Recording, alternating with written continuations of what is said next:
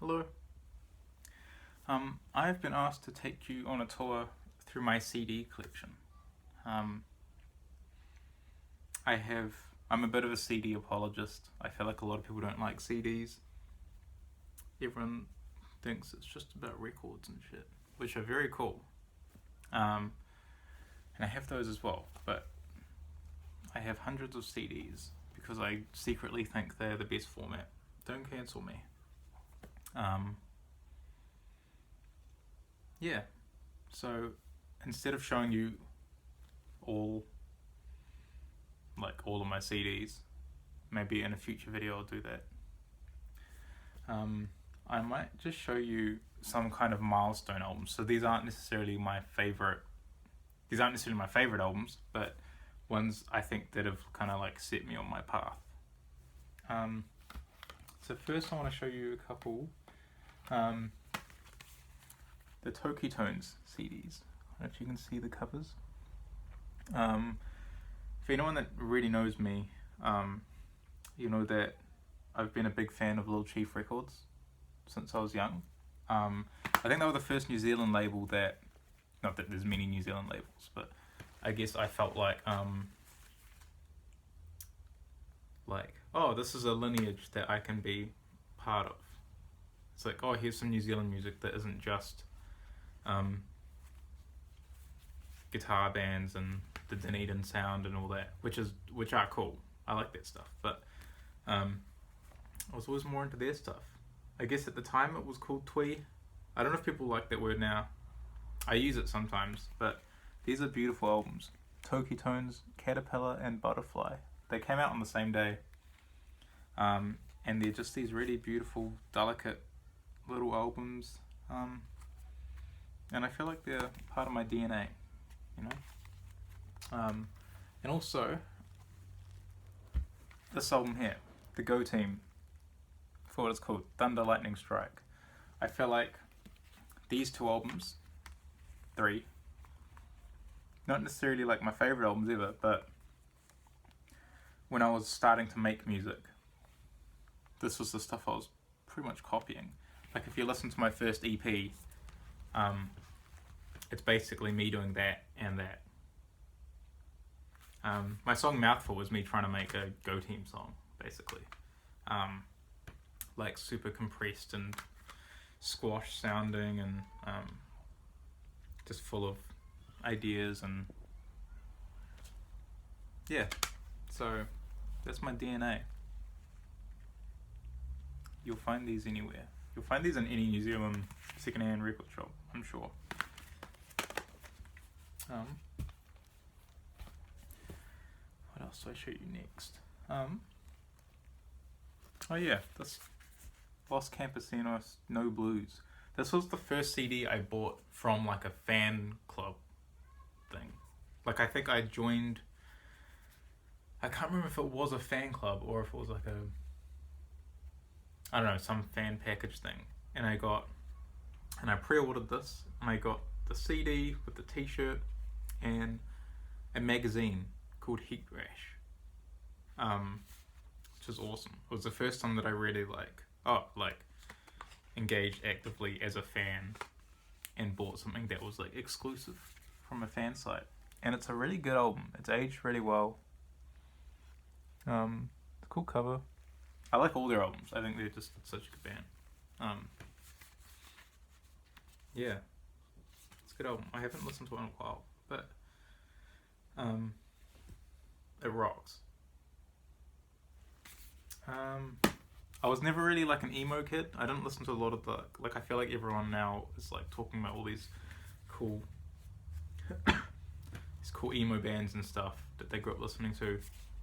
And I kind of missed all that. I wasn't really that. But this was maybe the closest thing I got to that. Now what? Oh yeah. There's this album here. Milo, a toothpaste suburb. I also bought this just from his Bandcamp. He goes by the name Rap Ferreira now. This is probably real rare now. It came with like a scarf and mittens and a poster. which I have somewhere. But I listened to this so much in high school. This was like, it's a pretty crazy inside cover. I probably listened to this like most weeks in high school over the 3 years. Yeah, I feel like I know this album so well, and yeah, all the EPs before it and all the new stuff. I've been a fan for a long time. Yeah, it's a good album. I like the cover as well.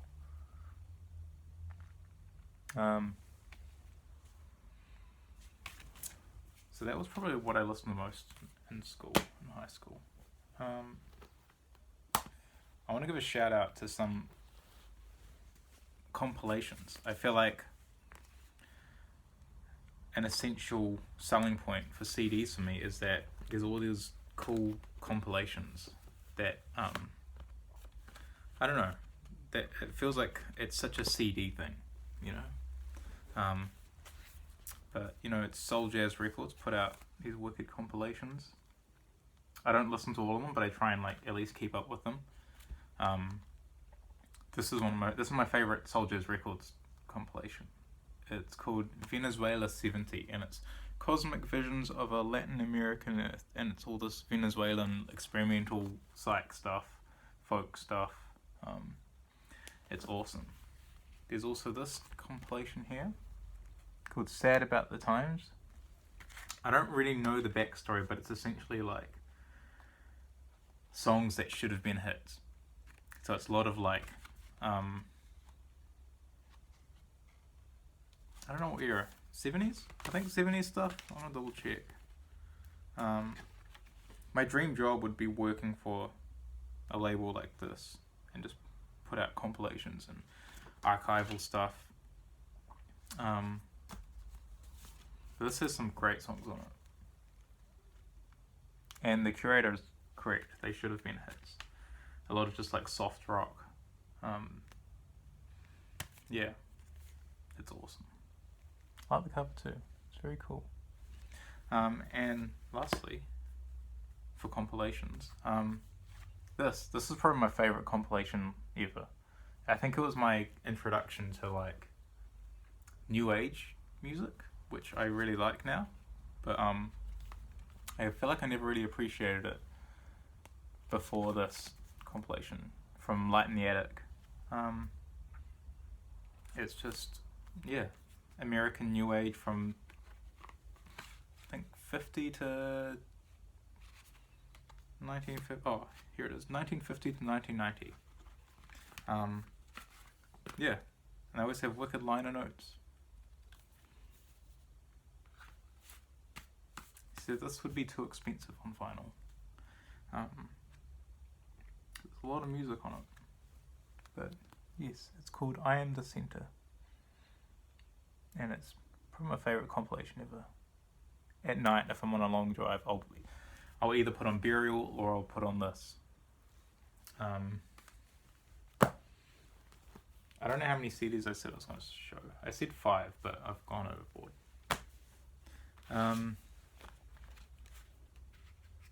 I'll show you. Okay, this is my favorite album of all time. I found this in a $5 bin, and I'd never heard of them until I saw this. Just because I liked the cover, and then I bought it, and I was like, shit, this is my favorite album I think ever. I think it's the best album ever. Obviously it's super famous, but at the time I didn't know anything about it. But the Unicorns, Who Will Cut Our Hair When We're Gone. It's just awesome. It's kind of like, it's super loose and colourful and raucous at times, and like fun and dark, and reminds me of Rumours, because it's basically the sound of a band breaking up in real time. Like they have arguments on the album and they legitimately just broke up, you know. It's cool. It's a wicked cover. I feel like I've been chasing this album, as in like I've been trying to make something that feels like this album.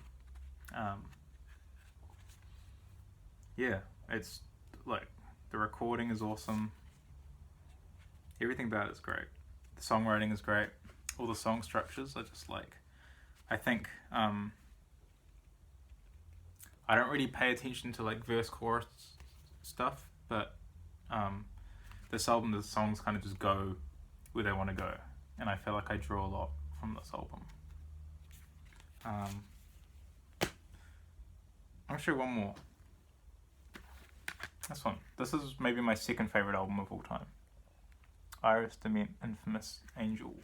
It's the first album, which is crazy, and I feel like I've been also chasing this with my new album. I was basically trying to make this album. Yeah. I listen to it kind of like most days, to be honest. It's like also one of the staples in my car. And also, well, I'm going to do a perspective trick so it looks like the same size as the record. That's trippy. This is my new CD. This is the record. I have tapes as well that I forgot to get out. Yeah, I'm very excited about it. Very excited about the sticker. And my first call with the label, when they're like, yeah, we want to do records and CDs and shit, I was like, oh, does that mean I get a proper hype sticker? And they were like, yeah, I guess, yeah. I was like, sweet.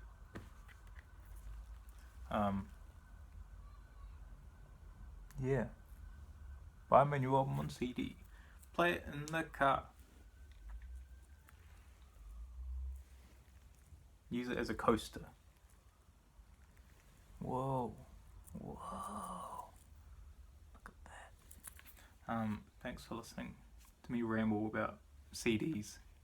One day I think I'll go through my entire CD collection, because there's some cool stuff in there.